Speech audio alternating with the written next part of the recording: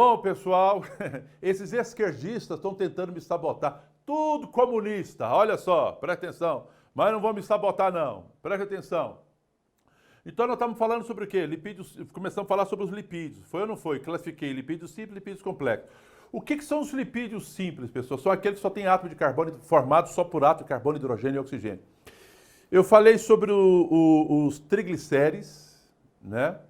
Os triglicérides, os esterídeos, os triglicéridos. Falei sobre gordura, falei sobre os óleos. Depois falei sobre cerídeos. Foi ou não foi, pessoal? Os cerídeos são o quê? São ácidos graxos, né? Mais álcool de cadeia longa. São a cera. E aí eu comentei a função com vocês, tá? Hoje eu vou falar sobre o que? Ainda dentro desses lipídios simples, sobre os esteroides ou esterídeos.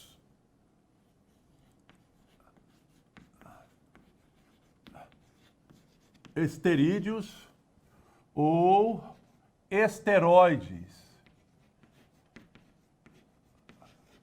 Esteroides.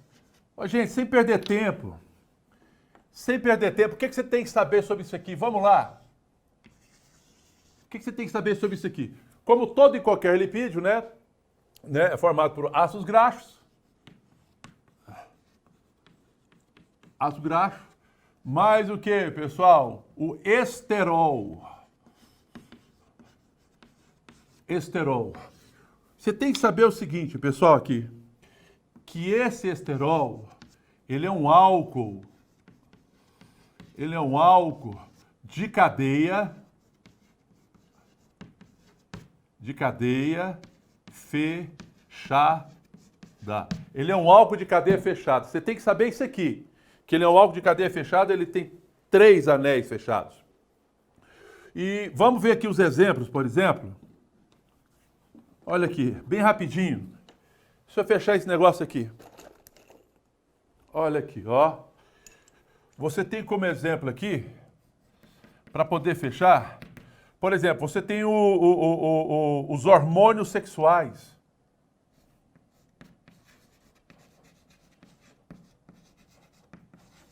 Os hormônios sexuais, né? Quais são os hormônios sexuais? Quais são esses hormônios sexuais? Você tem a testosterona. Testosterona é um hormônio de natureza lipídica. Você tem o estrogênio.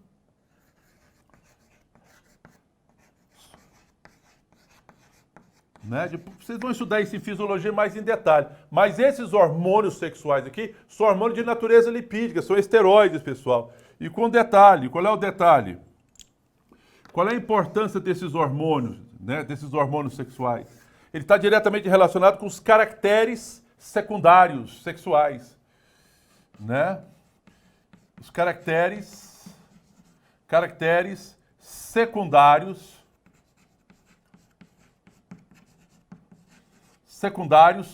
sexuais. Que diabo é isso, pessoal? É uma coisa que você não nasce com, só vai aparecer depois. Por exemplo, né, nós homens, por exemplo, a gente não nasce com bigode, cara. A gente não nasce com barba. Você vê algum bebê nascer com bigode, corra, é o anticristo. Essas coisas só vêm depois quando você desenvolve esses hormônios, não é verdade? Massa muscular, são coisas que aparecem secundariamente. A mulher não nasce com mama, isso vai aparecer só depois, né? E aí aparece uma redistribuição das gorduras, daí ela ganha o quê? Quadris, ela ganha cintura, né? A genitália desenvolve, ela ganha pelo. São características que aparecem depois e isso é feito por esses hormônios, estimulado por esses hormônios e que tem natureza lipídica, né? Um outro exemplo, que o outro, colesterol. Colesterol, quimicamente, pessoal, né, rigidamente, ele é um álcool de cadeia fechada. Mas ele funciona como lipídio. Então, aqui na biologia, a gente considera ele como sendo o quê? Um lipídio. E ele é um hormônio muito importante, pessoal. Importante por quê? Por que ele é muito importante? Porque ele entra na formação. É um hormônio que entra na formação das membranas. Na formação das membranas celulares e dos hormônios, né? E de vários hormônios. Dentre eles, os hormônios sexuais. Dentre eles, os hormônios sexuais. Tudo bem? Esse colesterol, pessoal, qual é a origem dele? Qual que é a origem? O que você tem que saber? Deixa eu falar uma coisa para vocês. Qual que é a origem desse colesterol? Esse colesterol, ele tem origem endógena. Endógeno, mas ele também pode ter origem o quê? Exógena. O que é origem endógena? Você produz a maior parte do colesterol que está no seu sangue, brother. Então é a origem endógena, é produzida no fígado, tá? Endógeno é produzido por você. Você produz. Fígado é produzido por seu fígado. E olha só, fígado representa 70%. Então 70% do colesterol é produzido por você. Exógena, né? Vem dos alimentos gordurosos. Vem dos alimentos gordurosos. Dos alimentos gordurosos. Vocês se lembram, pessoal, sobre aquelas gorduras trans que eu falei na aula passada? Que ela é perigosíssima, porque podia levar a doenças cardiovasculares, lembra disso? As gorduras trans, elas entram no metabolismo, né? Elas entram numa sequência metabólica que altera a quantidade de colesterol no seu sangue. Deixa eu falar uma coisa para você que você tem que saber. Olha só. Bom colesterol.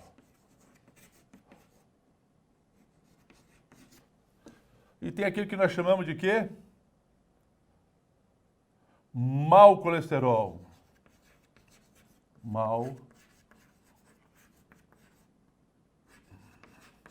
O mau colesterol. Dá uma olhadinha. Deixa eu falar uma coisa para vocês.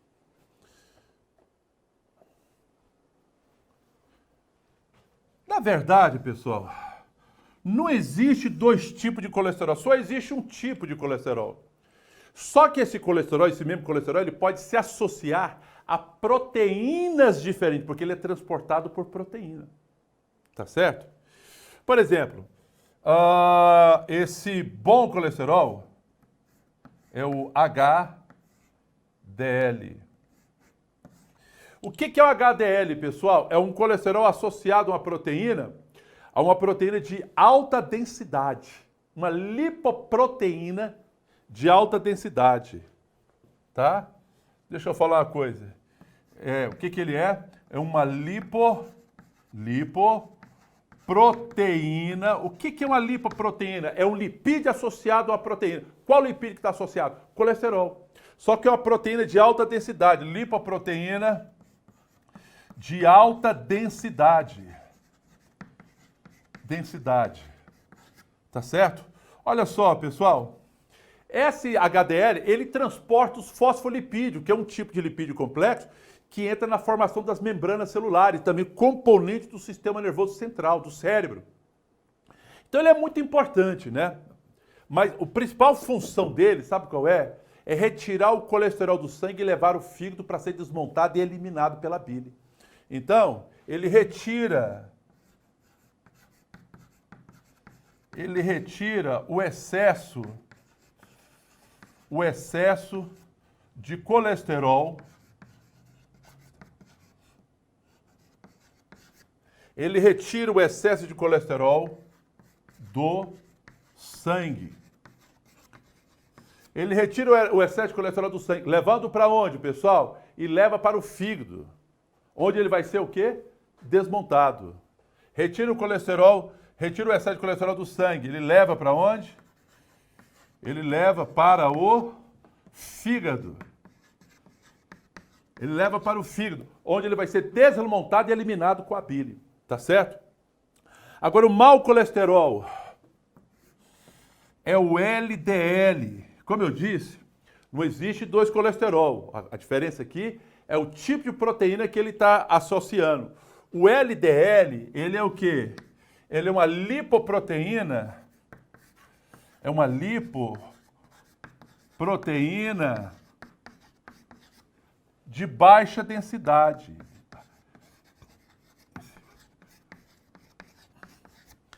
É uma lipoproteína de baixa densidade. Ele, pessoal, né, leva os fosfolipídios para a formação das membranas. Então ele é mega importante. O problema é que quando a célula está saturada, ele libera o colesterol no sangue. Esse colesterol livre no sangue pode formar as placas de ateroma e entupir o vaso. Por isso que ele é chamado de mau colesterol. Então ele libera o excesso de colesterol, ele libera o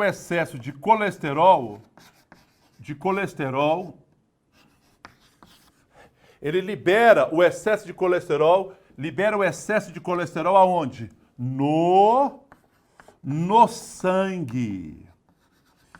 Então, ele leva o colesterol, né, leva o colesterol lá para a célula, que precisa, mas quando a célula satura, ele libera esse colesterol no sangue, o que pode levar a placas de ateroma, né? Libera o excesso de colesterol no sangue. E esse excesso, anote isso, esse excesso pode levar o quê? A placas de ateroma e entupimento, por isso que ele é chamado de mau. Mas o colesterol é o mesmo, a diferença é que ele se associou com proteínas diferentes, tudo bem? Agora, mais perigoso do que um LDL alto, pessoal, é um HDL baixo. Por quê? Se o seu LDL está um pouco alto, ou seja, está soltando colesterol, mas você tem um HDL alto, está soltando colesterol, mas também está retirando muito colesterol. Você está entendendo? Às vezes o seu mau colesterol não está alto, está no nível assim, dentro da normalidade. Mas o seu HDL está muito baixo. Significa o quê? Está jogando pouquinho colesterol no sangue, isso é bom, mas também não está retirando nada, isso é péssimo. Então, pior do que um LDL alto, é um HDL baixo. Professor, como é que eu faço para subir o HDL? Você precisa dos chamados ácidos graxos essenciais, tipo ômega 3. Já vi pessoas que tomam essas cápsulas? Você encontra muito esses ácidos graxos essenciais em peixes, tipo salmão. Mas salmão é caro, mas sardinha tem mais ômega 3, sardinha, do que salmão. E é barato, tá? É uma merda para comer. Mas e daí? Você não está comendo por prazer, você está comendo para ter ômega 3. Ou então compra essas cápsulas de ômega 3 para poder subir o HDL. Mas uma coisa muito importante também que está associado metabolicamente, pessoal, é o triglicérido. Geralmente quem tem triglicérido muito alto, abaixa o HDL. Então você tem que tomar as cápsulas, né? Do ômega 3 para subir o HDL. E é importante fazer uma dieta para abaixar esse triglicérido. Geralmente quando abaixa o triglicérido, o HDL sobe. Tá? Alta triglicérido alto está muito associado a HDL baixo. Tá? Tá ok? Vamos para frente. Vamos fechar isso aqui rapidinho.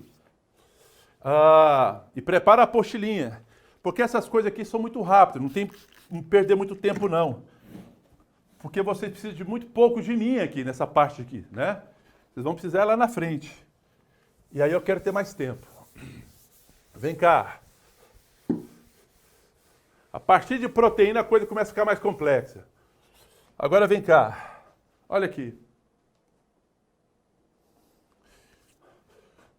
Lipídios complexos. Deixa eu ver outra coisa aqui também, pessoal. Só um negocinho aqui. Deixa eu falar dos carotenoides. São os lipídios complexos.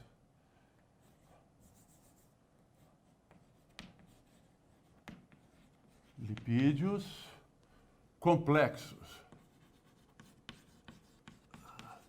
Lipídios complexos. Deixa eu correr aqui.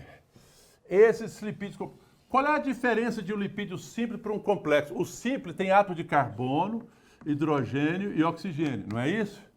E o complexo, além de átomo de carbono, hidrogênio e oxigênio, pode ter o quê? Nitrogênio, fósforo e enxofre. Esses átomos aqui é que faz a diferença, tá certo, pessoal? Mas todo e qualquer lipídio é a associação de ácido graxo mais alto. Aqui você tem como exemplo, olha aqui, ó, um exemplo. Fosfolipídio. Fosfolipídio. Fosfolipídio, lecitina, né? Lecitina.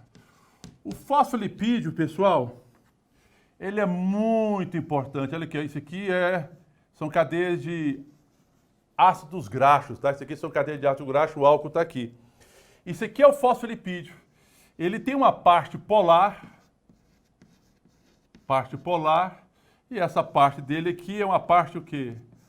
Apolar. Em vez de quando esse desenho cai, então tem que saber, né? Então ele tem uma parte polar e uma parte apolar. Essa parte polar significa que tem carga. Se tem carga, tem afinidade por água aqui? Sim. Por isso essa parte aqui nós chamamos de hidrófila. Hidrófila, porque você sabe que o lipídio, via de regra, né, o lipídio ele é apolar, por isso que a água não consegue dissolvê-lo. Ele é insolúvel em água. Mas ele tem uma parte, o fosfolipídio ele tem uma parte polar. E essa parte apolar, né? A água aqui não tem vez, portanto é o quê? Hidrófoba.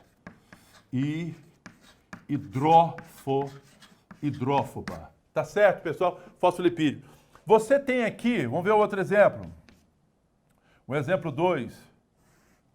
Um outro lipídio chamado esfingomielina.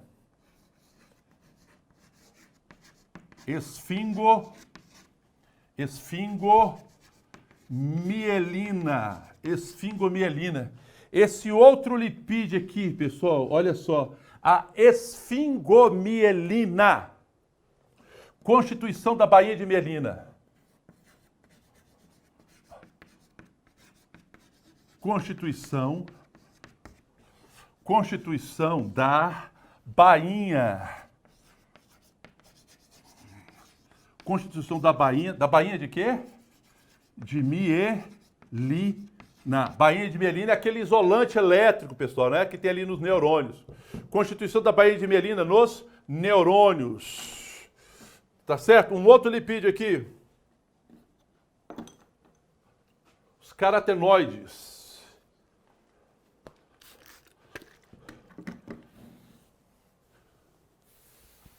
Olha aqui rapidão, hein? Comigo.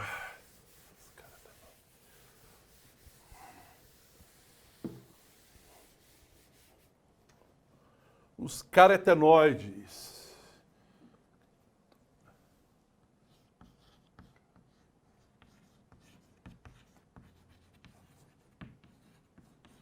Os carotenoides. Os carotenoides. Os carotenoides são pigmentos, são lipídios, pessoal. São pigmentos. Que vão do amarelo, laranja, vermelho. Eu só quero dar um exemplo de carotenoide aqui. O exemplo, o beta-caroteno.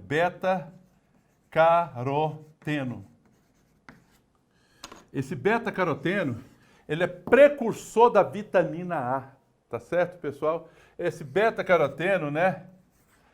Ele é importante, ele é precursor da formação do quê?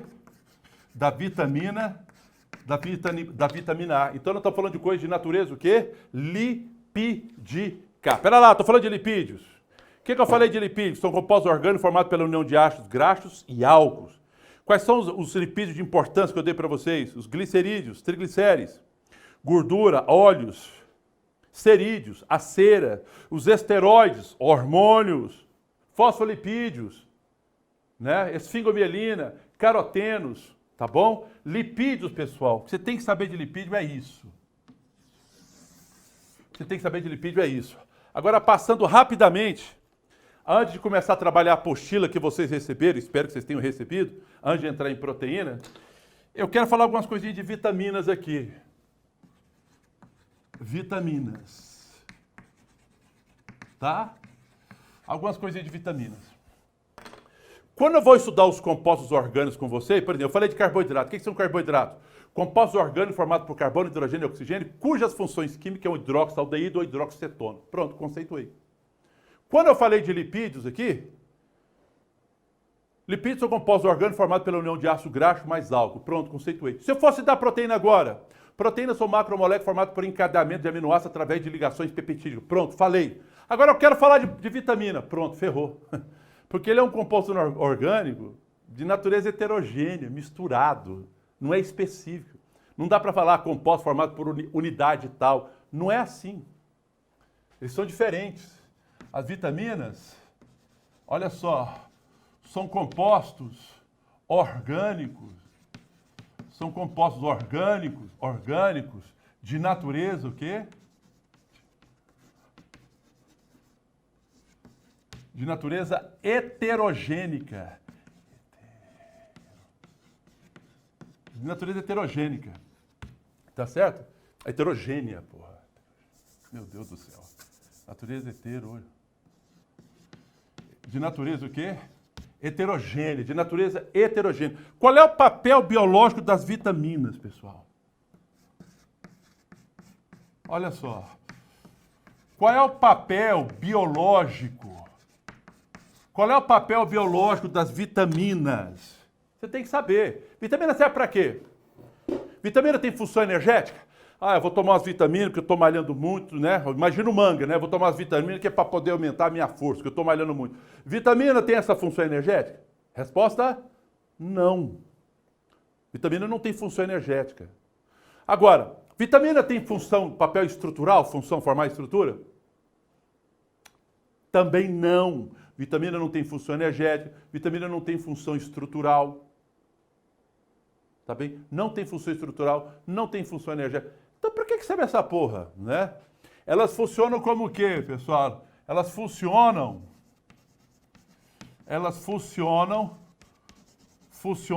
como coenzimas. Elas funcionam como... Esse é o papel biológico dela. O que é coenzima? Coenzima é o quê? É o que faz a enzima funcionar. A enzima está inativa. Com a vitamina, a enzima funciona. Sem a vitamina, a enzima não funciona. Por isso, quando você tem carência de algumas vitaminas, alguns processos metabólicos deixam de acontecer. Por quê? Porque a enzima está lá, mas está inativa. Precisa da vitamina para ser ativada. Entendeu? E esse é o papel. As vitaminas são ativadoras enzimáticas. A vitamina não tem função energética, não tem função estrutural. Então, isso é importante. Então, anota. Muito importante, porque é isso que eles perguntam, velho. Tá? É isso que eles perguntam. Anote aí, por favor. Importante. Importante, né? É isso que eles vão pôr na sua prova. Eles vão perguntar isso e você erra, né? O que é para colocar? O que é importante? Vitamina não possui papel energético e nem papel estrutural. Coloque isso cai e você erra. As vitaminas não têm papel o quê? As vitaminas não têm papel estrutural, não possui papel estrutural e nem papel o quê? Energético. Como é que são classificadas as vitaminas?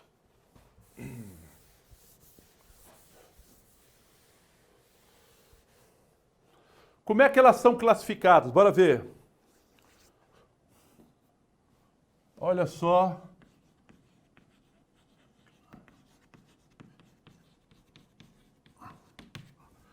Como é que é a classificação das vitaminas? O que é isso? Uma lombriga? Olha, sai para lá. Como é que é a classificação das proteínas? Você tem proteínas lipossolúveis e você tem vitaminas hidrossolúveis. Bom. Pessoal, o que são vitaminas lipossolúveis? Solúveis em lipídios.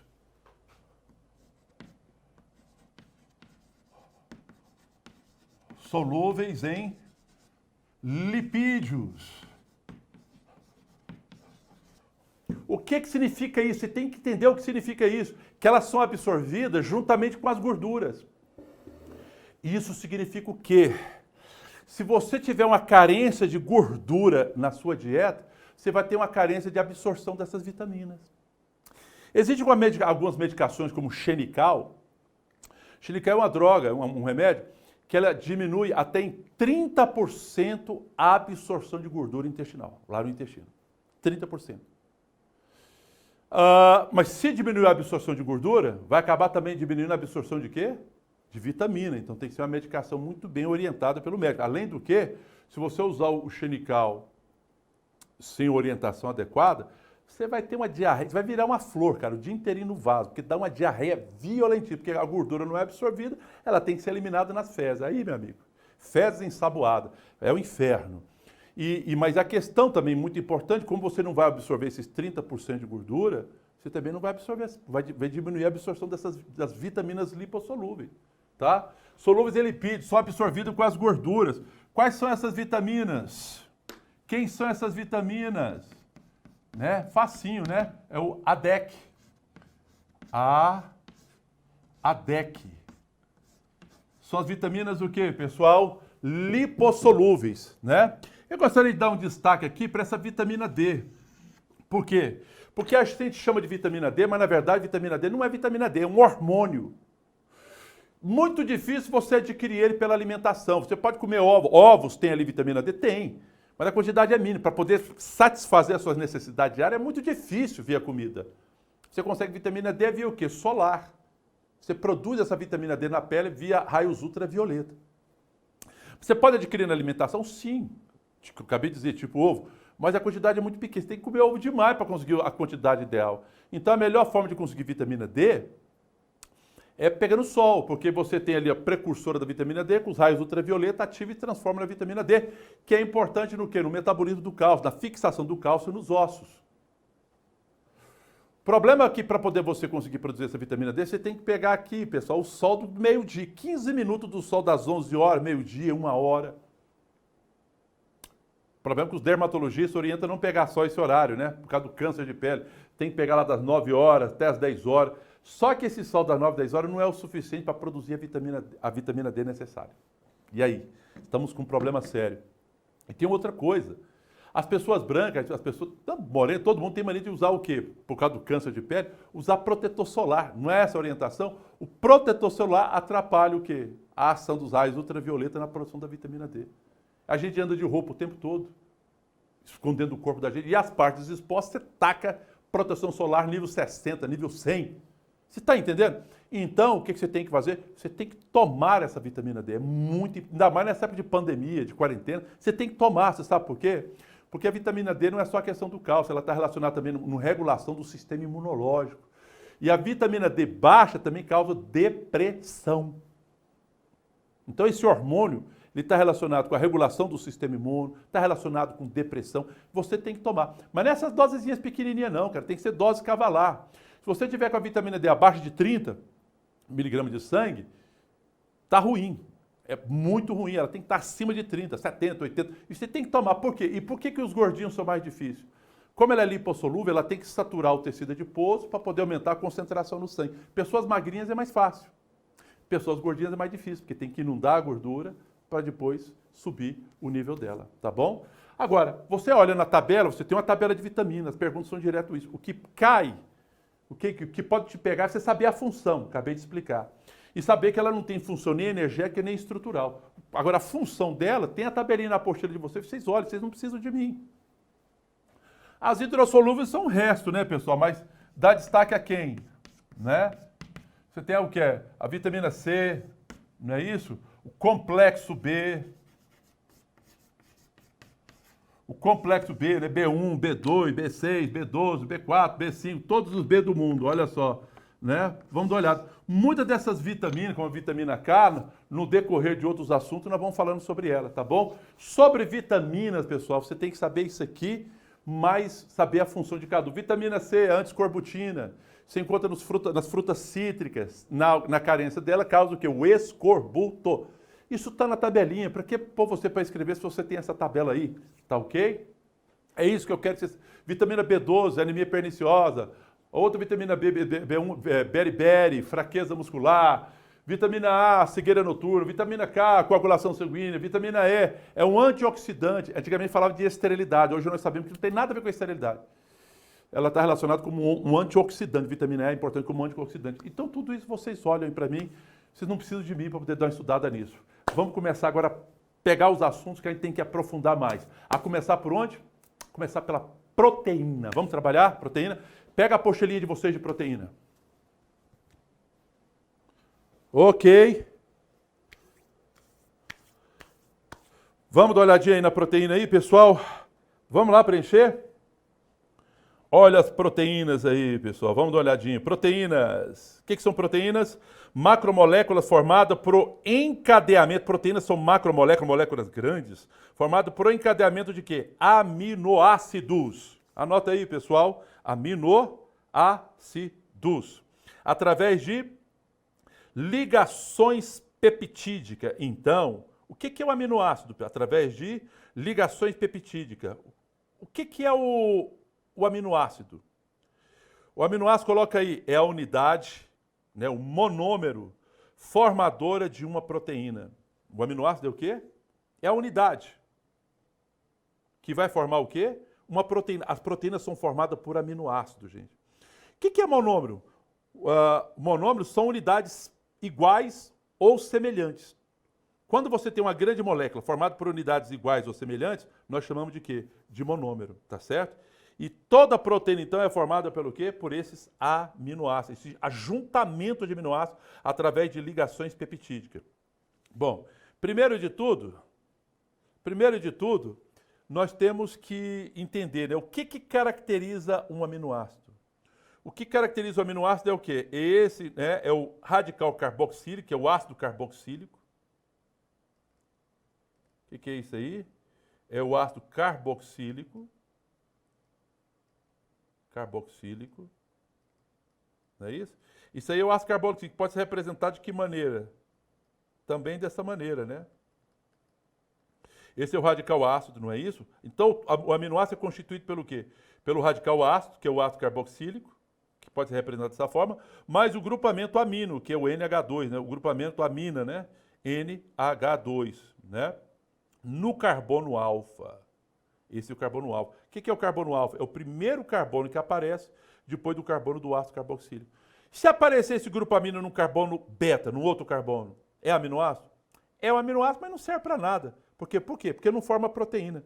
Aminoácido só vai formar proteína, né? Só entra na constituição de proteína quando o grupo amino for no carbono alfa. Se for no carbono beta, já não funciona. Então, aprender a identificar, então, o que é o aminoácido? Tem um radical ácido e tem um grupo amino. Vamos para frente. Tome nota. Existem 20 tipos de aminoácidos. Alguns são produzidos pelo organismo. Quando o aminoácido é produzido pelo organismo, como é que eu chamo eles? Aminoácidos. Cara, conserta aí. Aqui é um O. Aminoácidos naturais. O que são aminoácidos naturais? São produzidos pelo organismo. Eu preciso saber isso de cor, professor? O nome dos aminoácidos? Não. Você não precisa nem saber os 20 tipos de aminoácidos, ficar decorando glutamina, alanina, fenilalanina, lisina. Não precisa saber disso. Tá? Fenilalanina. Agora, existem outros aminoácidos que você não produz, eles têm que ser adquiridos através da alimentação. Como é que eu chamo eles? Aminoácidos essenciais. O que são aminoácidos essenciais? São aqueles aminoácidos que são adquiridos através da alimentação, ok? Então você sabe que aminoácido é a unidade formadora da proteína e que são 20 tipos, que alguns você produz, outros você não produz. Agora, como é que eu junto o aminoácido com outro aminoácido? Através da ligação peptídica. E o que é a ligação peptídica? É a ligação que ocorre entre o carbono de quem? Entre o carbono, faltou uma parte aí. É a ligação que ocorre entre o carbono da onde, pessoal? O carbono do radical ácido, com o nitrogênio. Com o nitrogênio. Nitrogênio da onde, pessoal? Do grupo amina. Liberando uma molécula de quê? De água. Significa o quê, pessoal? Lembra disso quando a gente falou de água? Aqui a água participa, né? Isso aqui é uma reação de desidratação. Toda vez que eu faço uma ligação peptídica, eu vou ter a perda de uma molécula de água. Vem cá, vamos entender isso? Então a ligação peptídica é a ligação que vai acontecer. Olha aqui, ó, entre esse carbono aqui, ó, que é o carbono do radical ácido, com esse nitrogênio aqui, ó, que é o nitrogênio do grupo amino. O radical ácido perde a hidroxila e o grupo amino perde o hidrogênio. Tá vendo? Vai ter a saída da água aqui, ó. Perceberam isso? E aí esse carbono vai se ligar direto ao nitrogênio. Tá vendo aqui? Olha o carbono aqui, ó, ligando direto ao nitrogênio. Isso aqui é uma ligação peptídica. Entenderam? É uma ligação que forma o grupo amida, né? Dentro da química orgânica. Isso é uma ligação peptídica. Entenderam? Repetindo. Ligação peptídica é a ligação que ocorre entre o quê? O carbono, que é esse aqui, do radical ácido, com nitrogênio do grupo amina, do outro aminoácido, liberando o quê? Uma molécula de água. Vamos para frente. Ligação peptídica. As moléculas formadas da união de aminoácidos, quando eu junto aminoácidos, né, essas moléculas que se formam pela união de aminoácidos são genericamente chamadas de quê, pessoal? São chamadas de peptídeos. Então, quando se fala em peptídeos, eu estou falando de quê, pessoal? De aminoácidos. Tá ok? Sendo assim, o que eu tenho aqui? O exemplo 1, dipeptídeo. O que é um dipeptídeo? Eu tenho um tetrapeptídeo. Eu tenho o quê? Um polipeptídeo. Um dipeptídeo é formado pelo quê? Né? Um dipeptídeo é formado pelo quê? É formado por dois aminoácidos. Um tetrapeptídeo é formado por quê? Formado por 4 aminoácidos. Um polipeptídeo é formado por quê? Polipeptídeo, vários. Né? Por muitos. Por vários aminoácidos, por muitos aminoácidos. Eu poderia ter colocado aqui, por exemplo, um exemplo, né? 80 aminoácidos é um polipeptídeo? É. Geralmente, quando você tem uma molécula formada de 80 peptídeos para cima, já é uma proteína, tá certo? Geralmente as proteínas têm de 80 peptídeos para cima, tá ok? Então, cuidado, a expressão peptídeo se refere a aminoácido, não a ligação peptídica. Por exemplo, um pentapeptídeo, não estou me referindo a uma molécula que tenha 5 ligações peptídicas. Estou me referindo a uma molécula que tem 5 aminoácidos. E quantas ligações peptídicas? 4. O número de ligações peptídicas é 1 a menos da quantidade de aminoácido. Beleza? Vamos para frente. Estrutura da proteína. Como é que é a estrutura da proteína aí, pessoal? Eu tenho estrutura primária da proteína. Como é que é a estrutura primária da proteína? A estrutura primária da proteína é a sequência linear de aminoácidos. Está vendo? Quando eu falo da estrutura primária de uma proteína, estou me referindo o quê, galera? A sequência de aminoácidos. Entenderam isso? Me refiro à sequência de aminoácidos. Estrutura secundária. Né? Elas são helicoidais. Né? Ela começa a dar volta, né? Formar uma hélice. Isso se deve a quê? A atração entre os átomos de aminoácidos próximos. Então, entre os aminoácidos, cria-se uma força de atração. O que acaba fazendo o quê? Ela vai perdendo aquela forma linear e vai ganhando uma forma o quê? Helicoidal. Isso é a estrutura secundária da proteína, ok? Estrutura secundária. Estrutura terciária. Como é que é a estrutura terciária da proteína, né? Atração entre diferentes partes da molécula. Então você tem, por exemplo, você tem vários aminoácidos ali e você vai ter atração entre radicais que vai aparecendo ali na molécula e vão se atraindo. Mas também acontece o quê? Atração e repulsão entre os radicais dos aminoácidos que exerce sobre a água circundante. Você tem uma água que está envolvida ali e cria uma força de atração e repulsão. E aí a proteína vai ganhando essa estrutura globular, arredondada aqui, tá vendo? Essa é a estrutura terciária. Essa é a estrutura o quê? Terciária. Tá certo? Importante. Quando a proteína é formada por 2 ou mais cadeias polipeptídicas, 2 ou mais cadeias polipeptídicas. O que são cadeias polipeptídicas, gente? São cadeias de aminoácido. Unidas, formam-se as estruturas, o quê? Quaternária. Deixa eu explicar uma coisa para vocês. Você tem aqui a formação da proteína. Você tem o quê? Primeiro o quê? A sequência de aminoácido. Linear, não é isso? Aí depois que você tem a sequência de aminoácidos, ela começa a ganhar uma forma helicoidal, que é a estrutura secundária. Nessa forma helicoidal vai criando força de atração e repulsão, e essa forma helicoidal vai fazendo volta em torno dela mesma, que é a estrutura terciária. Tudo bem? Aqui eu tenho a proteína. Só que essa proteína aqui ela é formada por apenas uma cadeia, não é isso? Por uma cadeia de quê? De polipeptídeo. Uma cadeia de aminoácidos. Mas existe proteína que tem mais de uma cadeia de aminoácidos. Quando eu tenho uma proteína que é formada por mais de uma cadeia de polipeptídica, de aminoácidos, aí eu tenho uma estrutura quaternária. Vamos ver aqui, por exemplo, A hemoglobina. A hemoglobina é uma proteína com estrutura quaternária. Por quê? Porque ela tem 4 cadeias polipeptídicas. Ela tem 2 cadeias alfa. Tá ruim, hein?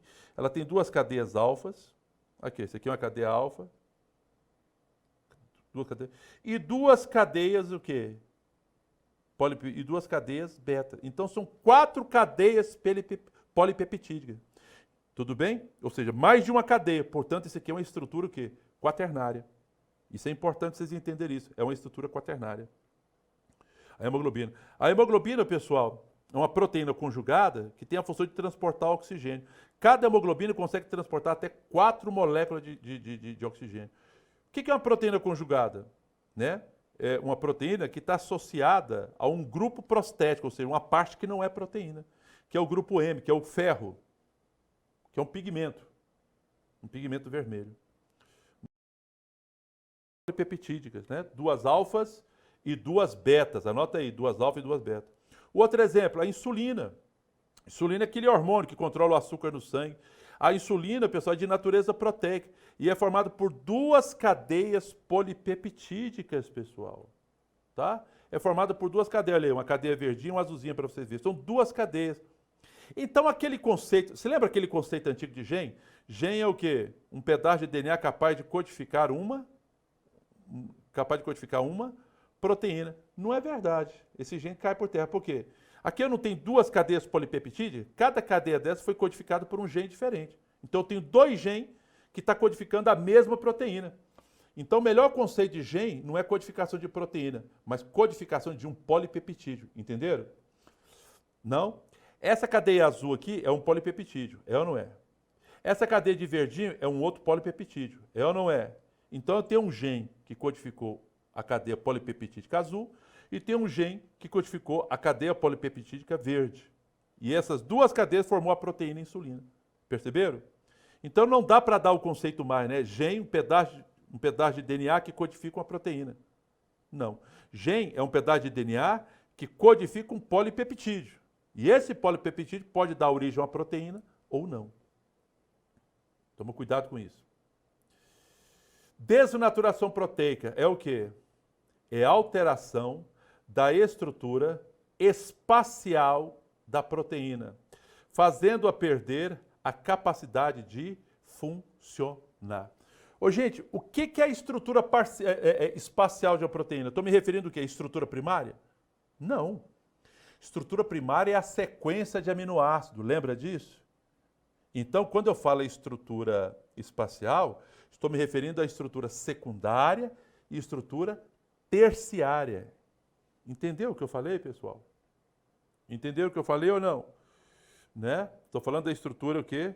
Terciária. E aí, quando a proteína perde a estrutura terciária, secundária, essa proteína deixa de funcionar. Né? As propriedades dela perdem. Observação.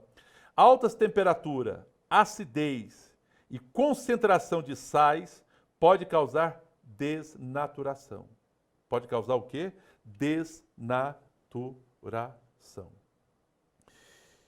Ô, gente, qual é o papel biológico das proteínas? Proteína serve para quê? Estrutural. Cara, estrutural é o principal papel das proteínas. Por exemplo, o citoesqueleto. O que é o citoesqueleto? Nós vamos estudar isso. Citoesqueleto é uma estrutura proteica que fica lá no citoplasma. Tem várias funções, né? Mas entre uma das funções importantes é o quê? O de esqueleto celular, ou seja, manter a estrutura da célula. E a proteína? É a proteína. A principal função, a proteína tem tanta importância, né? Uma das principais, se não for a principal, é a estrutural. Se você pegar, por exemplo, ração para cachorro, para gato, quem tem bicho aí? Não existe a ração para filhote e não existe a ração para adulto? Qual é a diferença? Uma das principais diferenças, sabe qual é? É a quantidade de proteína. Se você olhar, pegar ali o saco da ração para filhote, comparar com o saco da ração para adulto, você vai ver que a ração para filhote tem muito mais proteína. Por quê? O filhote não está em construção? O filhote está em construção, então precisa de muita proteína. Outro papel biológico das proteínas, qual é? Transporte. Por exemplo, a hemoglobina que eu falei lá atrás. A hemoglobina não transporta oxigênio? É ou não é verdade? Então, é uma proteína com função de transporte. hormonal. Lembra da insulina que acabamos de estudar? A insulina não é um hormônio de natureza proteica? Proteína pode ter um papel energético. Você pode pegar queratina, albumina, qualquer uma dessas proteínas, pode ter a função de energia. É a principal função? Não. Função energética, você pensa em carboidrato, é ou não é? Pensa também em lipídios, também tem função energética. Proteína também pode ter, não é a principal função, mas ela também pode desempenhar um papel energético. Tá ok? Um outro papel biológico das proteínas, qual é? Defesa. Como assim defesa? Alguém me irrita, eu pego uma proteína e jogo na cabeça dele? Não. Anticorpos. Quando a gente fala em anticorpos, quando a gente fala em imunoglobulina, nós estamos falando de quê? Estamos falando de proteínas, né, feitas, especializadas em defender o nosso organismo contra doenças, contra antígenos, contra parasitas. Tá? E as enzimas também, falei errado, e as proteínas também têm um papel enzimático. O que é uma proteína com papel enzimático? Né? Uma proteína com papel enzimático, nós chamamos ela de enzimas. Tudo bem? São as enzimas. O que é enzima, pessoal? Cara, deixa eu voltar um pouquinho aqui. Né? O que é enzima? Sublinha essa enzima aí, por favor, e anota. O que é uma enzima? Enzima é um catalisador biológico, tá? Anote.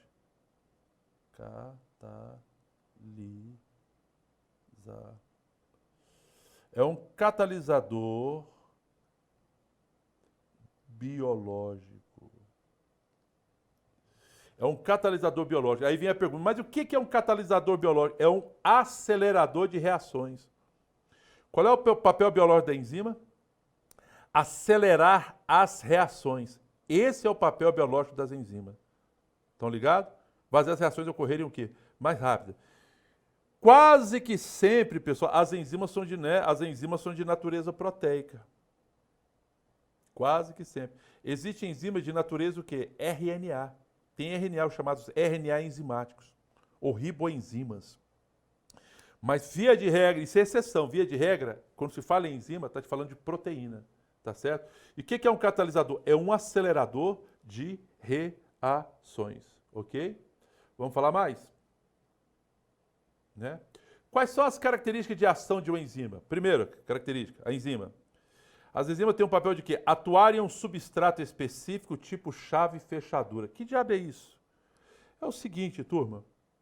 Você tem uma chave. Essa chave abre uma fechadura qualquer ou ela abre uma fechadura específica?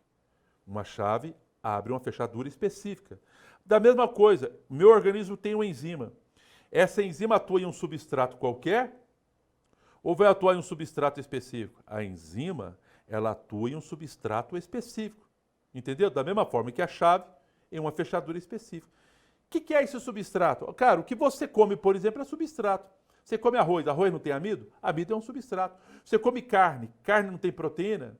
É um substrato. Carne não tem gordura? É um outro substrato. E para cada tipo aí desses compostos aí, você tem uma enzima para atuar sobre o amido, sobre o lipídio, sobre a proteína. Entenderam ou não? Por exemplo, aqui eu tenho uma enzima, ó. Isso aqui é enzima.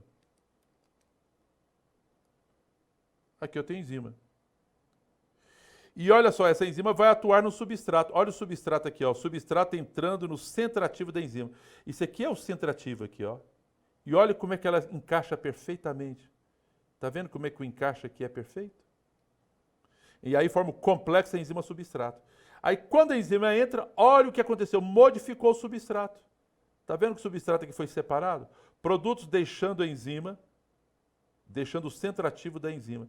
Aqui, está aqui o centro ativo, a enzima continua inteira, mas o substrato foi modificado, tá vendo?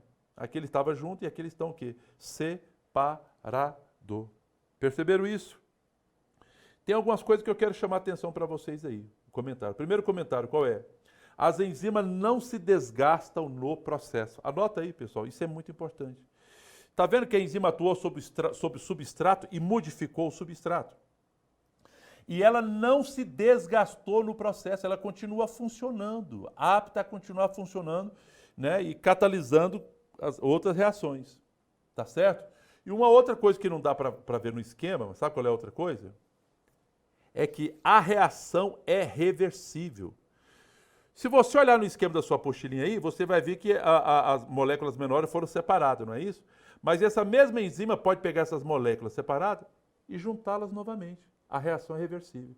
Então anota aí. Primeiro, qual é? Que nesse processo, chave e fechadura, né? Cada enzima é específica a um substrato, ela participa da reação, mas não se desgasta. Ela não é consumida. E a segunda, a reação é o quê? Reversível. Reversível. Continuando.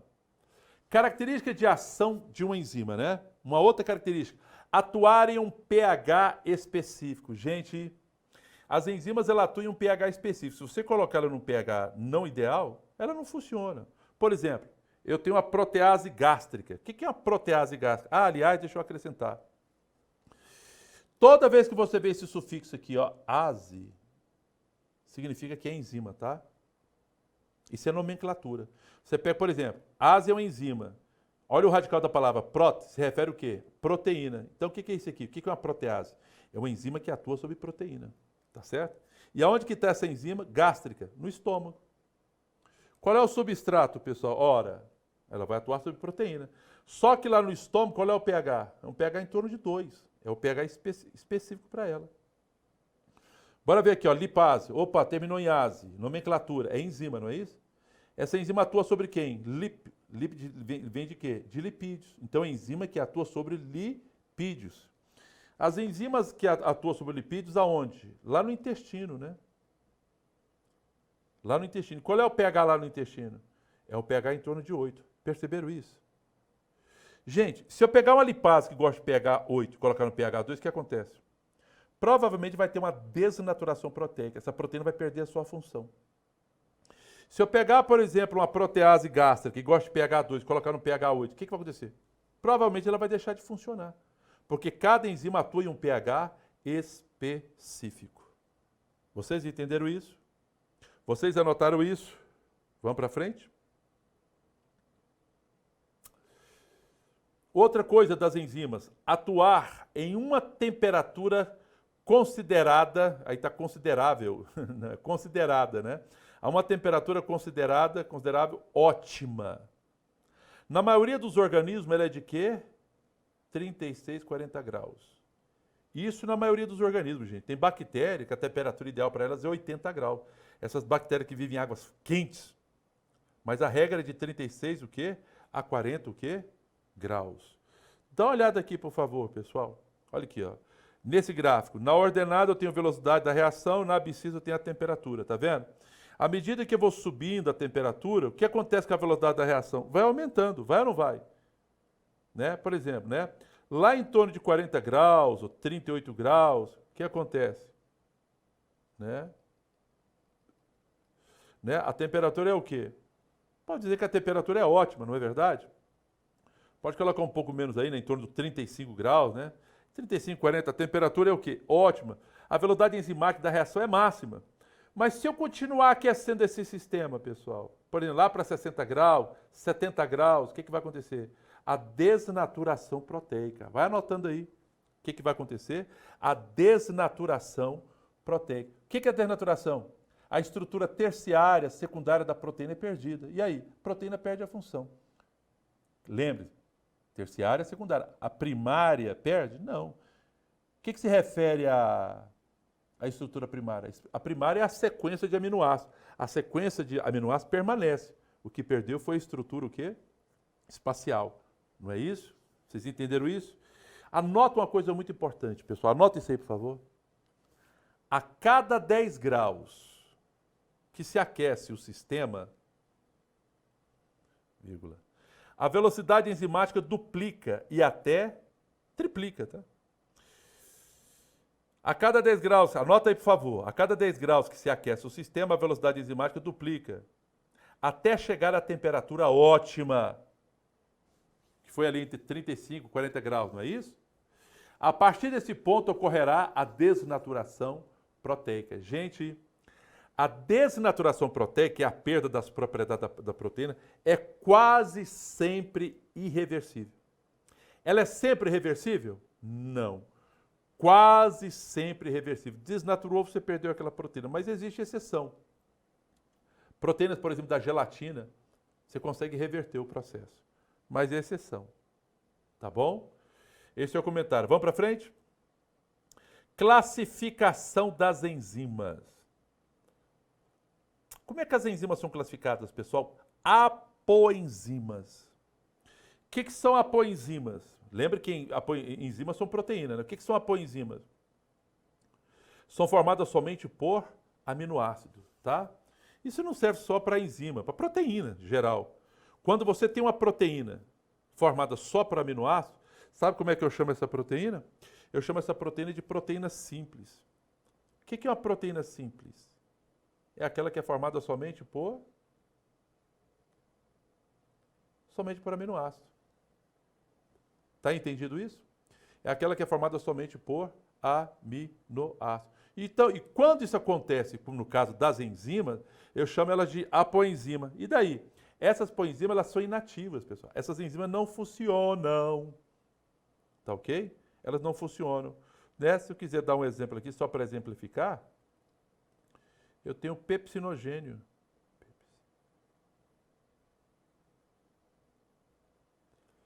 O pepsinogênio, aquela enzima que fica lá no estômago.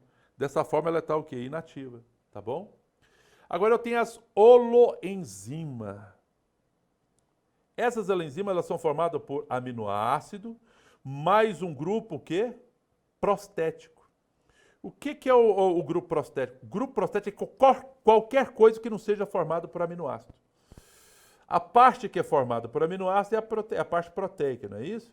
O grupo prostético é a parte não proteica. Qualquer coisa que não tiver natureza proteica, e eu associei com a proteína. Ou seja, eu chamo isso de proteína o quê? Conjugada. Conjugada, tá certo? E essas enzimas, pessoal, elas são ativas. Elas são o quê? Funcionais. Tá? No caso do grupo prostético e da holoenzima, no caso desse grupo prostético, né? Eu posso chamar de coenzima.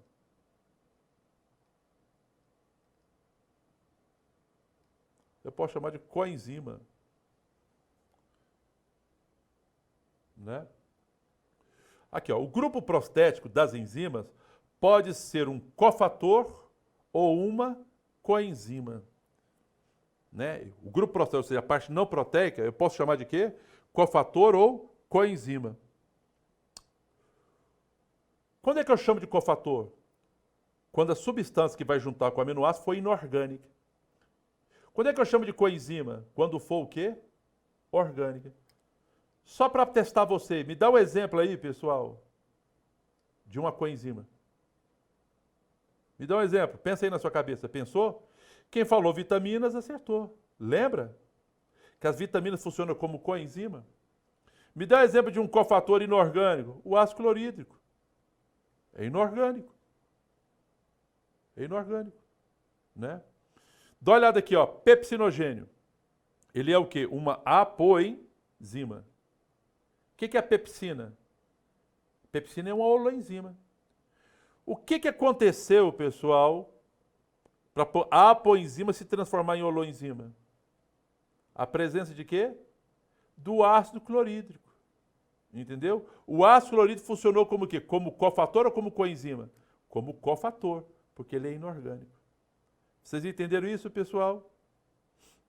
Então aqui, ó, apoenzima inativa, holoenzima ativa, tudo bem?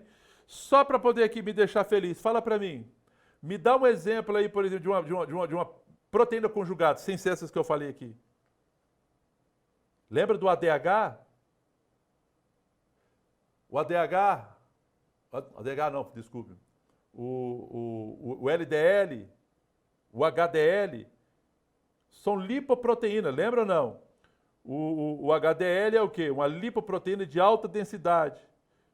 Né? Lipoproteína, proteína associada com lipídio.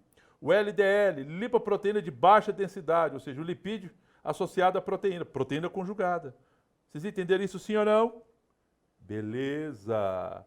Então, pessoal, a apostilinha de proteína é isso aí que eu tinha para falar para vocês. Agora, deixa eu falar aqui agora. Deixa eu ver se eu consigo mudar aqui. Será que é aqui? Não, errei, pera ainda. Só um minutinho aqui que eu vou mudar o negócio aqui. Alt. Ah, pronto. Agora, galerinha, vamos lá. Apostilinha de ácidos nucleicos. Vocês estão com elas aí, a apostilinha de ácidos nucleicos? Vamos ver a apostilinha de ácidos nucleicos? Né? Vocês viram que aquela primeira parte eu entrei bem rápido, né? Falei bem rápido para poder a gente ter mais tempo para trabalhar com aquelas moléculas que são mais difíceis, que são mais complexas. E eu quero começar a falar um pouquinho sobre os ácidos nucleicos, que são as maiores moléculas da matéria viva, pessoal. Tá? São macromoléculas constituídas por unidades menores denominadas nucleotídeos. Estou falando das maiores moléculas da matéria viva. São formadas por quê essas grandes moléculas? Nucleotídeos. Quando eu falo em ácidos nucleicos, estou falando de quê, pessoal? DNA e RNA. Então vamos rapidinho. Como é que é o nucleotídeo formado? Olha o nucleotídeo aí, pessoal. Isso aqui é o nucleotídeo. O nucleotídeo é formado por um grupo fosfato. Tá vendo aqui, ó? Um grupo fosfato. Por um açúcar, que é uma pentose. Nós estudamos, tá vendo aqui a pentose?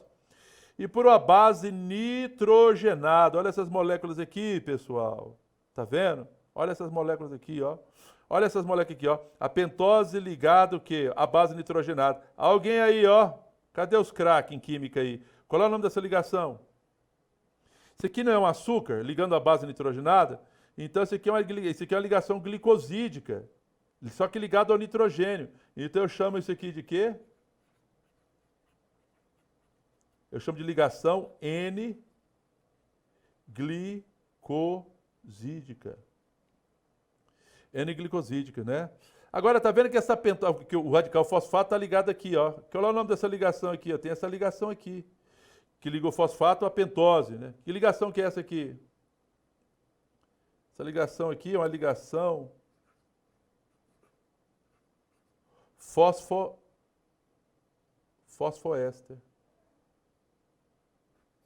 Ligação fosfoéster. Tá? Aqui, ó, simplificando então, ó. Do fosfoéster, do fosfato com açúcar, fosfoéster, não é isso? Do açúcar com a base nitrogenada, N-glicosídica, anotou? Bases nitrogenadas, né? Vamos falar sobre as bases nitrogenadas. As bases nitrogenadas podem ser divididas em duas categorias, púricas, adenina e guanina.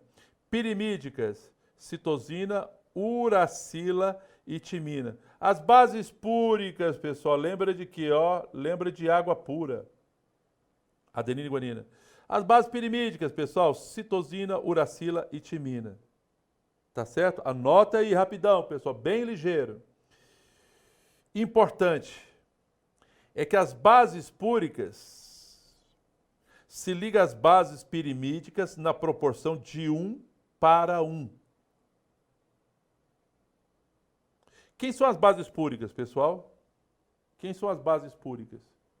Adenina e guanina. Quem são as bases pirimídicas? Citosina, uracila e timina. Essas bases púricas se ligam às bases pirimídicas. Em que proporção?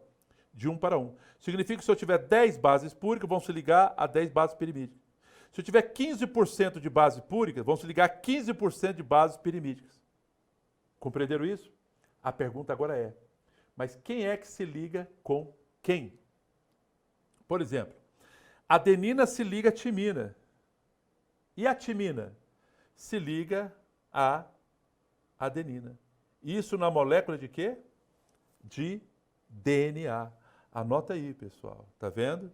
Que a adenina se liga à timina. E a timina se liga à adenina, na molécula de DNA. Na molécula de DNA. Na molécula de RNA, a adenina se liga à uracila. E uracila se liga à adenina. Por que que na molécula de RNA, a adenina se liga à uracila e não à timina? A resposta é simples. Não existe na molécula de RNA timina, só existe uracila. Por que que na molécula de DNA, a adenina se liga à timina, mas não se liga à uracila? Resposta simples. Na molécula de DNA, não existe uracila. Agora, citosina se liga a guanina e guanina se liga a citosina. Isso serve tanto para DNA como para RNA. Entenderam? Entenderam? Isso significa o quê, pessoal? Se eu tenho aqui um DNA, se eu tenho um DNA completo,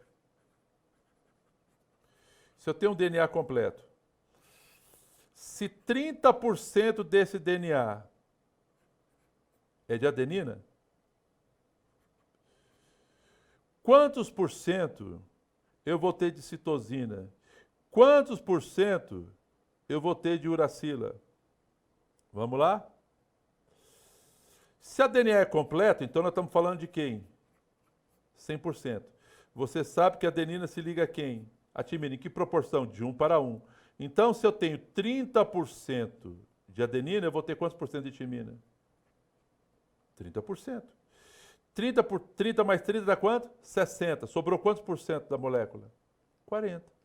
Para distribuir entre quem, pessoal? Para distribuir entre citosina e guanina. As proporções não é de 1 para 1? Então vai o quê? Vai 20% para citosina, vai 20% para guanina. E quantos por cento vai para a uracila? 0. Por quê? Não existe uracila na molécula de DNA. Ficou claro isso, pessoal? Vamos para frente. Isso é bem básico, né? Vamos para frente. Vamos falar especificamente sobre o DNA? Tá ok? Vamos falar especificamente sobre o DNA? O DNA ele tem um duplo filamento, ou seja, ele é o quê? Bicatenar. Sua pentose, nós estudamos essa pentose lá em carboidrato, lembra, gente? Sua pentose é a desoxirribose. Gente, dá uma olhada aqui na desoxirribose aqui, olha.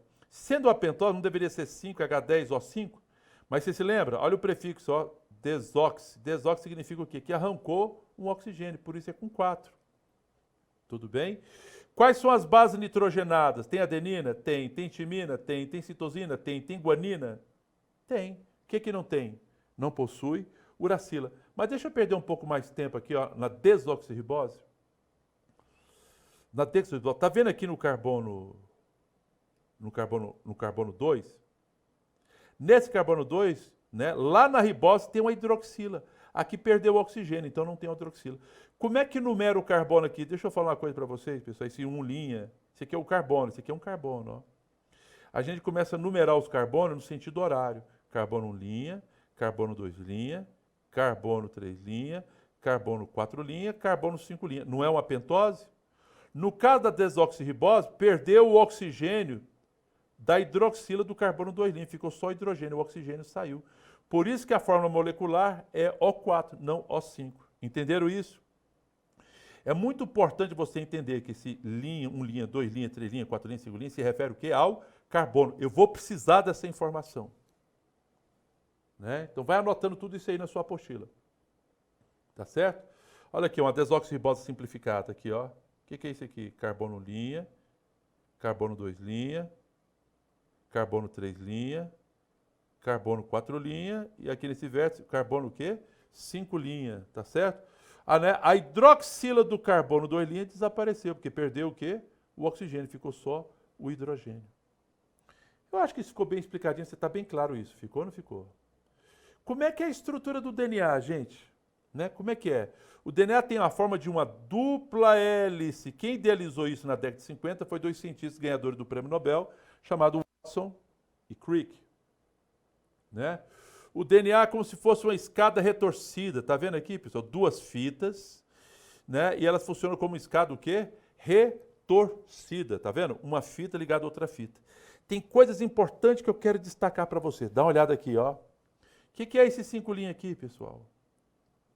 É o carbono 5', lembra disso? O que é esse 3' aqui, ó?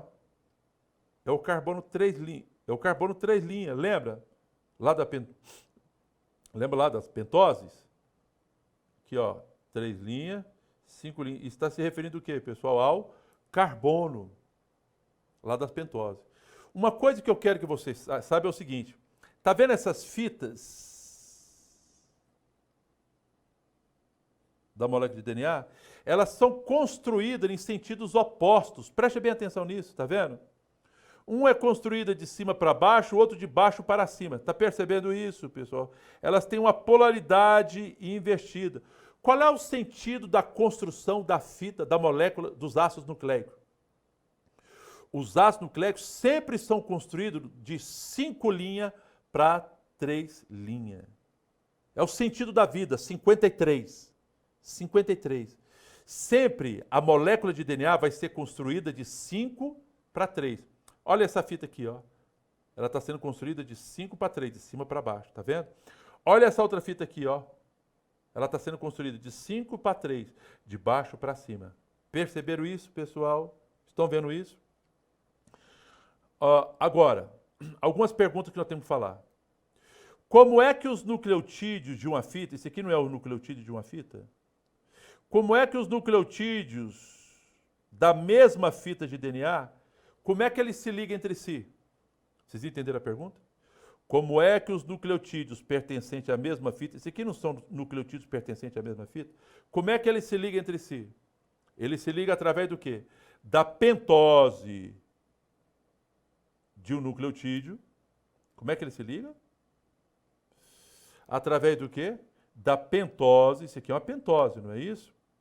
Da pentose de nucleotídeo com fosfato do outro nucleotídeo. Eu vou perguntar de novo.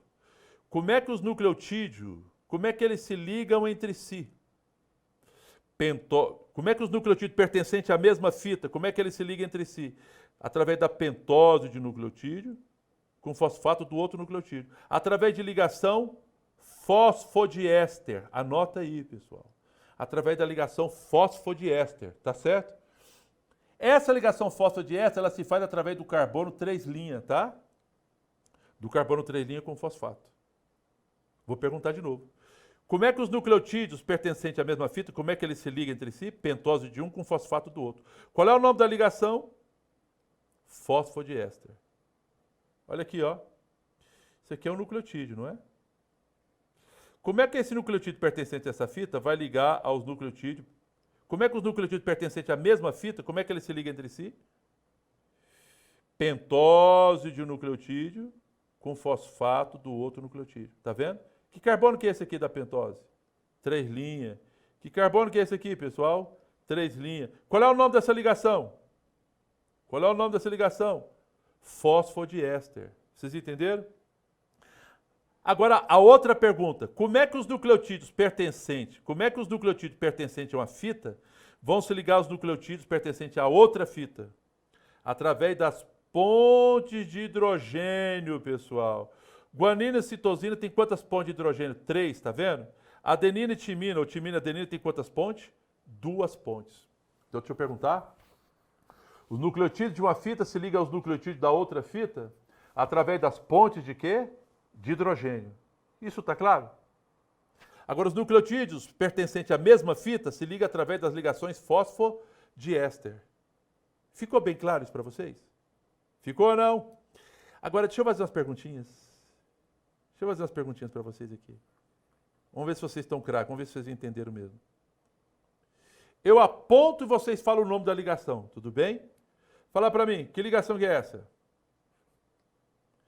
Se alguém falou fosfodiéster, acertou. Agora eu pergunto, que ligação que é essa? E se perguntar essa ligação? Que ligação que é essa?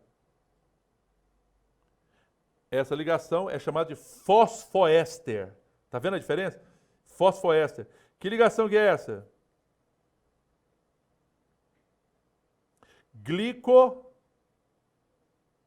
N-glicosídica. Que ligação que é essa? N-glicosídica. Que ligação que é essa? Ponte de hidrogênio. Que ligação que é essa? N-glicosídica. Que ligação que é essa? Fosfoéster. Que ligação que é essa? Fosfodiéster. Entenderam, gente? Fosfodiéster. Então, já falei bastante. O que você tem que lembrar? Que as fitas de DNA, dos ácidos nucleicos, não só o DNA, sempre vai ser constituída onde? De 5' para 3'. Não é isso? Olha aqui, ó, 5' para 3'. Olha aqui, 5' para 3'. Vamos para frente? Papel biológico do DNA. Qual é o papel biológico do DNA? Né? O papel biológico do DNA é hereditariedade. Qual é a propriedade que o DNA tem que dá esse status dele de, papel, de material hereditário? A capacidade de replicação. Deixa eu falar uma coisa importantíssima, pessoal, que isso cai e você erra. Nos organismos celulares, somente o DNA é considerado material genético. Você escutou o que eu falei? RNA, nos organismos celulares, é considerado material genético? Resposta: não. Material genético nos organismos celulares, só o DNA. Uma segunda pergunta. Eu posso falar em mutação em RNA? Para tal RNA na célula sofreu mutação, posso falar? Não. Só posso falar em mutação na célula em DNA. Por quê? Porque o DNA que é o material genético, então RNA não tem mutação. Se você modificar o RNA, logo aquele RNA deixa de existir e a informação errada desaparece. Eu falo em célula, eu falo em mutação em célula, é DNA. Eu falo em hereditariedade em célula, eu estou falando em quê? DNA. Tá ok? Só o DNA. Qual é outro papel biológico? Coordena a síntese proteica. O que é coordenar a síntese proteica? Dá ordem. É ele que é o chefe, o Big Boss. Ele que dá ordem para qual proteína deve ser formada. Através do que? Da transcrição. Tá ok? O que é replicação? Sabe o que é replicação? É a capacidade do DNA originar cópias idênticas de si mesmo. Eu tenho um DNA. Aí ele replica. Forma dois DNA igualzinho. Um DNA fica com a célula, o outro DNA vai para outra célula. Como os DNAs são iguais, então as informações são a mesma. Isso é hereditariedade. Entenderam? Agora, a outra célula não recebeu o DNA com as mesmas informações, agora a informação tem que se manifestar. Tem ou não tem? Como é que uma informação genética se manifesta? Via proteína. Então tem que ser construída uma proteína e através dessa proteína o caráter se manifesta. Por isso que o DNA faz o quê? Coordena a síntese proteica, através da transcrição. Bom, vamos explicar a replicação. O que é replicação? É a capacidade do DNA originar cópias idênticas de si mesmo, né? Então anota aí. O que é replicação? Você pode chamar também replicação, sabe de quê? Autoduplicação. Autoduplicação. Que diabo é isso? É a capacidade que o DNA tem de originar o quê? Cópias idênticas de si mesmo. Dá uma olhada aí, pessoal. Tá vendo aí? Você tem uma fita de DNA. Lembre que a fita sempre é construída de onde para onde? De 5 linhas para 3 linhas. Tá? E tem ou não tem? Tem ou não tem? Olha aqui, ó, uma fita construída de cima para baixo e tem a outra fita construída de baixo para cima. Tá vendo? 5 linhas, 3 linhas. Como é que é essa replicação, pessoal? Essas fitas aqui se abrem. Tá vendo? As fitas aqui do DNA mãe se abriram, perceberam? E aí, a partir dessas fitas, essas fitas que vão se abrir, elas vão funcionar como molde. Essas fitas que vão se separar, olha aqui, ó, elas se separaram. E elas vão funcionar como molde para a construção de uma nova fita. Tá vendo aqui? Olha aqui, ó, olha a fita aqui, ó. Essa aqui é a fita da mãe. E ela vai ser usada como molde na construção dessa nova fita. Essa nova fita que vai ser construída, ela vai ser construída como? De 5 linhas para 3 linhas. Aqui embaixo, não é 3 linhas? Não é isso? Então, do lado dela tem que ser o quê? 5 linhas. Então, ela vai ser construída de baixo para cima. Faço aí, de 5 linhas para 3 linhas. Perceberam isso? Essa aqui é a outra fita molde, não é isso? Não é isso? Se aqui em cima é 3 linhas, quem tem que ficar do lado? É as 5 linhas. O DNA sempre não é construído de 5 para 3? Então ele vai ser construído de cima para baixo. Estão entendendo isso? Só que tem uma coisa que eu quero chamar a atenção sua aí. Tem uma coisa que eu quero chamar a sua atenção aí. Você está vendo que uma fita é formada continuamente e a outra fita é formada descontinuamente? Perceberam isso? Perceberam? Significa o quê, pessoal? Que a replicação ela é semi-conservativa e semi-descontínua. Por que a replicação é semi-conservativa? Isso aqui não é a nova molécula de DNA? Isso aqui não tem 2 novas moléculas de DNA? Tem ou não tem? Uma molécula de DNA, a fita foi formada continuamente. A outra molécula de DNA, a fita foi formada aos pedaços, descontinuamente. É ou não é verdade? Em uma molécula de DNA eu não tenho a metade da molécula mãe, e na outra também não tenho a metade da molécula mãe. Por isso que eu falo que a replicação é o quê? A replicação é semiconservativa. Por que ela é semiconservativa? E ela é semidescontínua. Pois as moléculas filhas possuem em sua estrutura a metade da molécula mãe. Por isso que ela é semiconservativa. E por que ela é semidescontínua? Porque em uma das fitas, né, uma das novas fitas formadas, será formada descontinuamente. Isso ficou claro para vocês, gente? Sim ou não? Forquilha de replicação, pessoal. Isso caiu nos alguns vestibulares do ano passado. O que é isso aqui, ó? Eu tenho aqui a cadeia de DNA aqui, tá vendo? Olha aqui, 5 linhas, 3 linhas. Aí uma enzima vai abrir esse DNA como se fosse um zíper, tá vendo aqui? Né? E forma essa forquilha de replicação. Dá uma olhada aqui. Isso aqui é a fita da mãe, é ou não é? Não é verdade? Vai formar aqui a da mãe. Isso aqui é 3 linhas, aqui é o quê? 5 linhas. Concorda com isso? Como é que é construída a nova fita? De 5 para 3. Então, quando esse DNA começa a abrir aqui, aqui é 3 linhas, aqui é 5 linhas. Já não dá para os nucleotídeos entrando aqui? Então, a fita que é formada em direção à forquilha, ela é contínua, tá vendo? Por quê? Porque aqui é 3 linhas, aqui é 5 linhas. Os novos nucleotídeos já vão entrando e formando a fita complementar. Entenderam isso? Agora dá uma olhada aqui. Aqui é 5 linhas. Isso aqui é 5 linhas, aqui é 3 linhas. Então, quando essa fita aqui se abrir, vai ter como entrar os nucleotídeos? Não, porque não é de 3 para 5, é de 5 para 3. Então, tem que abrir um pedaço, não é isso? Aí forma um pedacinho, tá vendo? Aí abre mais um pedacinho, aí forma um outro pedaço. Aí abre mais um pedacinho, aí forma um outro pedaço, perceberam? Uma fita é formada continuamente. E a outra fita? Descontinuamente. Sabe o que eu quero chamar a sua atenção? A nova fita que é formada em direção à forquilha, ela é contínua, né? Cadeia leading. A fita que é formada em oposição à forquilha, ela é aos pedaços, tá vendo? Esses pedaços são chamados de quê? Fragmentos de Okazaki. Anote aí. Esses fragmentos de Okazaki é formado pelo quê? O RNA primer mais um DNA imaturo. O que é esse RNA primer? Esse RNA primer, gente, é para fixar a fita molde. É para pinçar a fita molde para ir colocando os nucleotídeos de DNA. Depois desse RNA primer, ele vai ser retirado. Vocês estão entendendo? Deixa eu explicar. Olha aqui. Há enzimas que participam da replicação. Qual é a primeira? Helicase. Qual é a função? Função de desenrolar e quebrar as pontes de hidrogênio. Então, olha aqui, ó. Vai desenrolar. Né? Tem a girase também que participa, mas eu não vou nem comer. Ela vai desenrolar aqui, vai quebrar as pontes de hidrogênio e a fita vai abrir. Quem é que faz isso? A helicase, tá certo? Aí vem o DNA polimerase 1. O que ela faz? Remover o primer do RNA. Lembra do RNA primer? Remover o primer do RNA. Qual é? Função de exonucleásica. E adicionar os nucleotídeos de DNA no lugar. Função polimerásica. Espera lá, professor, está confuso. Não está, não.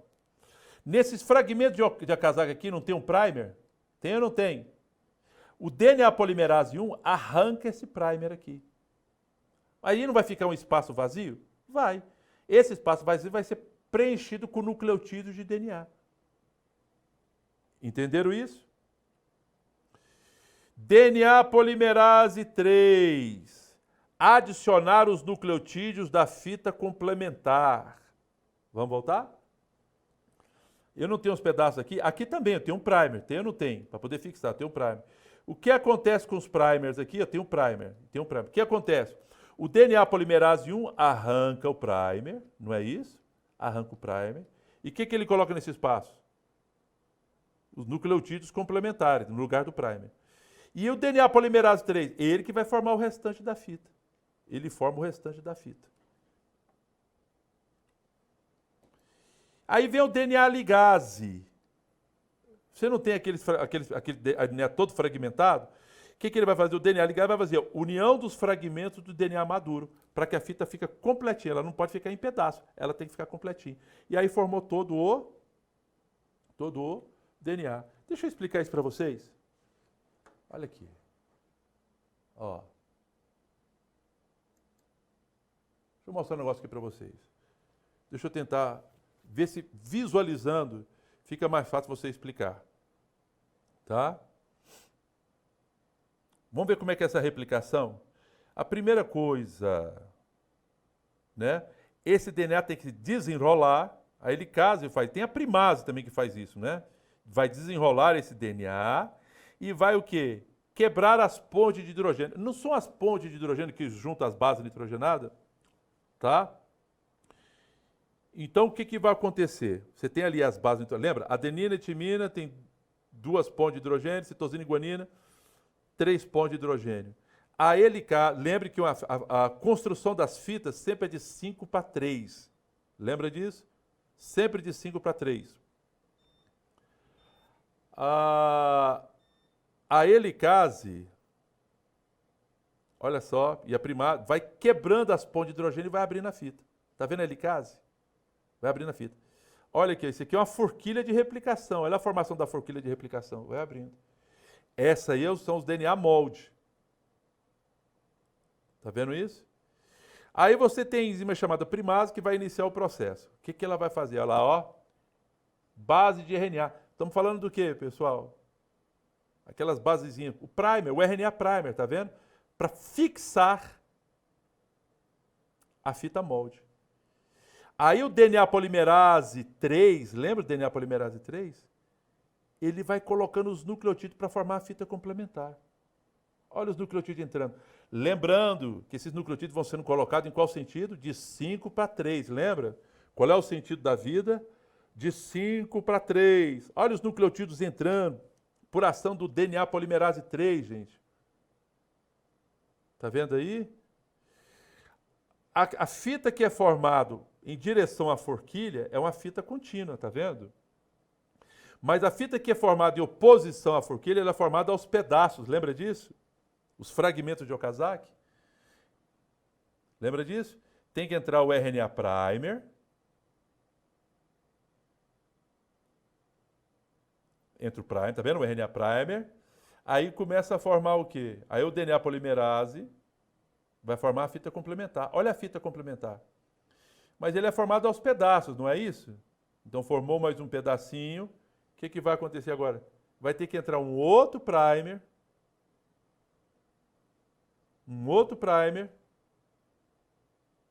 Aí o DNA polimerase vai formar mais outro pedacinho. Está vendo que está sendo formado aos pedacinhos? Os fragmentos de Okazaki. E isso vai acontecendo. Aí depois o que o DNA polimerase 1 faz? Arranca o primer. Aí não ficou espaço? Nesses espaços, coloca nucleotídeos de DNA. Está vendo os nucleotídeos de DNA entrando? Né? Então ele vai arrancando primer por primer e vai colocando nucleotídeo. E o DNA polimerase 3 vai colocando os nucleotídeos. E depois vem o DNA ligase, que vai juntar todos esses pedacinhos para que o nosso DNA fique inteiraço. Olha aí, ó, 2 moléculas de DNA idênticas. Uma replicação semi-conservativa e semi-descontínua. Vocês entenderam, galera? Bom, por hoje só, né? Nós vamos terminar por aqui. E eu espero que vocês tenham gostado. Como eu disse para vocês, eu tinha que correr primeiro com aquela matéria, que era mais simples, para ter tempo de gastar com essa matéria que é mais complexa. Eu espero que vocês tenham gostado, tá? Queridões, muito obrigado. Tem algumas perguntas aqui? Deixa eu ver no chat. Deixa eu olhar aqui, se tem alguma pergunta. Rapidinho, para fechar. Bora ver. Estou com as pernas cansadas, caramba. Vamos ver. Professor, pode repetir o seu raciocínio na questão 1? Esse aqui é de um outro professor, né? Com certeza.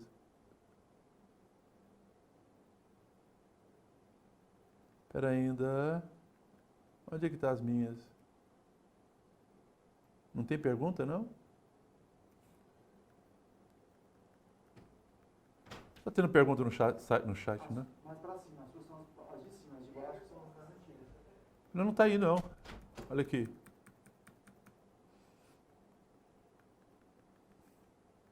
Vou ver aqui. Ninguém fez nenhuma pergunta?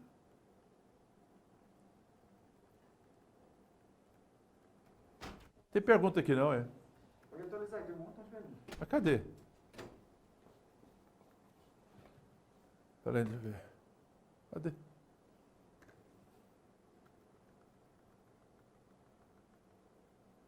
Isso não é para mim.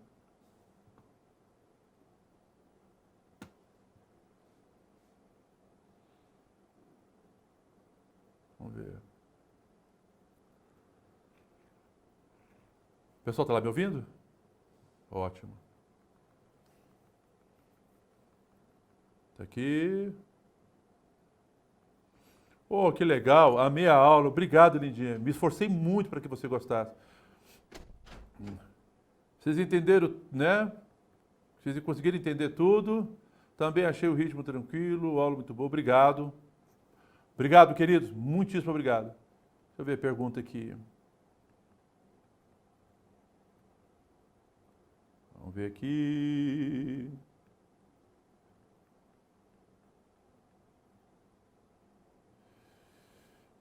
Tem que ir mais devagar. KKKKK. Agora, meu querido, ninguém me segura. Vai que essa porra dessa internet caia. Eu tenho que aproveitar. Bom, estou vendo aqui. Vou aqui na barra de rolagem aqui. Eu acho que só essa mesmo, né? Bom, vocês viram que aquela primeira parte ele foi muito rápido, muito correndo, porque eu preciso de mais tempo para ensinar esses ácidos nucleicos. Você viu que a matéria vai ficando mais complexa? É aí que vocês precisam de mim. O que é o VLDL? O VLDL é esse V é de very, né? Você tem o LDL, que é uma lipoproteína de baixa densidade. E o VLDL, uma lipoproteína de baixíssima densidade. Esse V vem do inglês de very, de muito, tá? O VLDL, tá?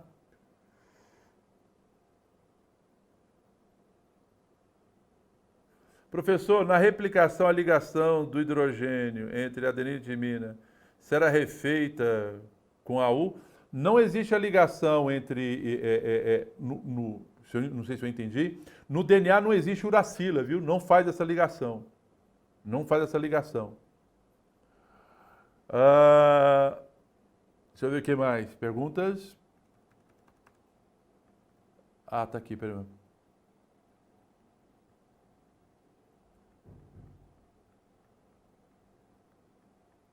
Deixa eu ver. Tá chegando aqui. Não, tá chegando mais nada não. Bom, galerinha. Eu acho que é isso, né? E vocês, eu imagino que vocês estejam entendendo agora por que eu corri tanto que aquela matéria mais fácil, porque aquilo para trás era muito fácil. Porque eu preciso de mais tempo para poder explicar isso para vocês. Eu acho que vocês conseguiram enxergar, né? Explicar com essa apostilinha na mão facilita muito a vida, não é isso? Então, quem não tem a apostilinha, gente, roda o material para você anotar, né? Para você ter o material, não gastar tempo desenhando, né? É anotando as coisas tudinho, fazendo tudinho. Muito obrigado pela atenção de vocês. Eu espero que eu tenha ajudado, aliviado um pouco a angústia de vocês.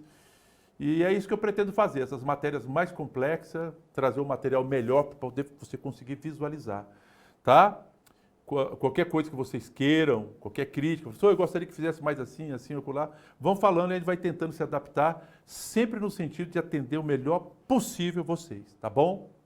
Um beijo, amados. Fiquem com Deus.